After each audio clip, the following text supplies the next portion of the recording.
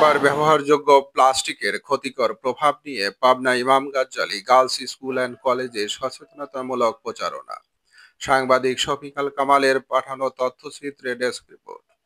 একবার ব্যবহারযোগ্য প্লাস্টিকের ক্ষতিকর প্রভাব ও পরিবেশগত সমস্যা নিয়ে বাংলাদেশ পরিবেশ আইনবিদ সমিতি বেলায়ের সচেতনতামূলক প্রচারণা এবং আলোচনা সভা অনুষ্ঠিত হয়েছে।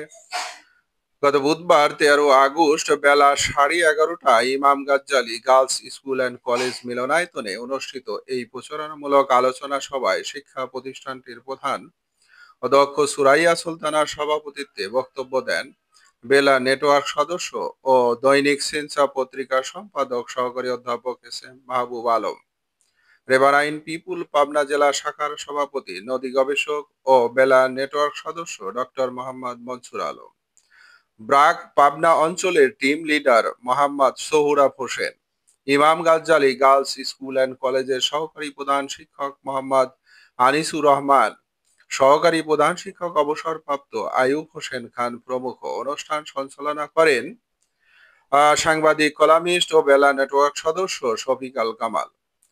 একবার ব্যবহারযোগ্য প্লাস্টিকের ক্ষতিকর প্রভাব ও পরিবেশগত সমস্যা নিয়ে প্রজেক্টরের মাধ্যমে বিভিন্ন গুরুত্বপূর্ণ তথ্য ও ভিডিও চিত্র প্রদর্শন করেন বেলা রাজশাহী ও রংপুর বিভাগীয় সমন্বয়কারী তন্ময় কুমার সান্যাল। একবার ব্যবহারযোগ্য প্লাস্টিক বোতল জনস্বাস্থ্য ও জীববৈচিত্র্যের জন্য খুবই ক্ষতিকর প্রভাব তৈরি করেছে।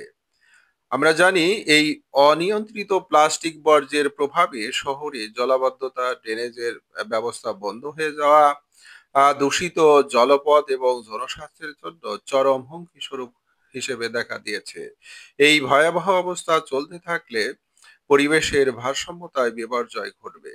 এছাড়া বৈশ্বিক প্রভাবও আমাদের জনস্বাস্থ্যের জন্য এবং আমাদের দেশের জন্য ব্যাপক বিপর্যয় ডেকে আনছে।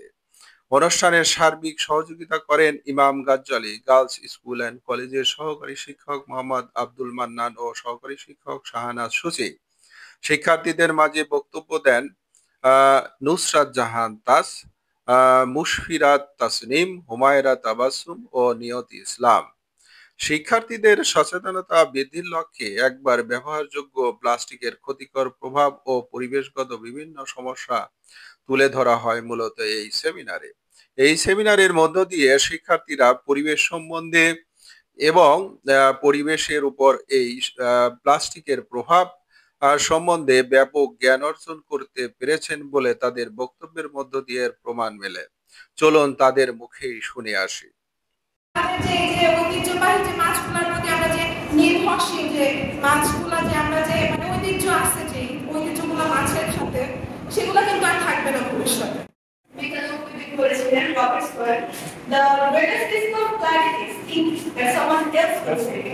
আমরা বর্তমানে কিন্তু এটা আমাদের মানে কোনো করতেছে না, দেখতে পাচ্ছি যে ক্ষতি করতেছে। এরপর থেকে আরেকটা জিনিস আমি নোট করছি, সেটা হলো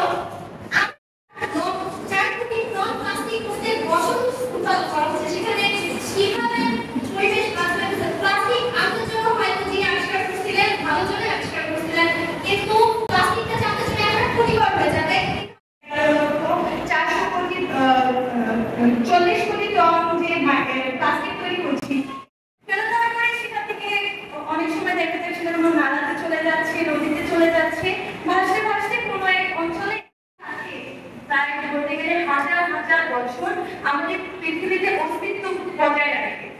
ধীরে ধীরে মাইক্রোপ্লাস্টিকের রূপান্তরিত হয়ে ধন্যবাদ সবাইকে। 1 মিনিট টিভির সাথে থাকুন।